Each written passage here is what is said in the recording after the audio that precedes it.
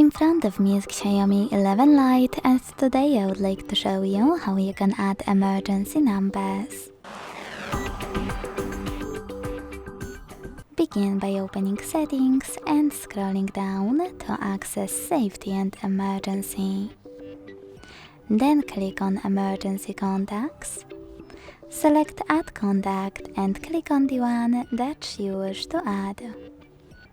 Then do exactly the same with all the other ones you need. To change order of your contacts, hit Reorder at the top right corner. Hold the chosen one and drag it. Then tap on Save at the top right corner.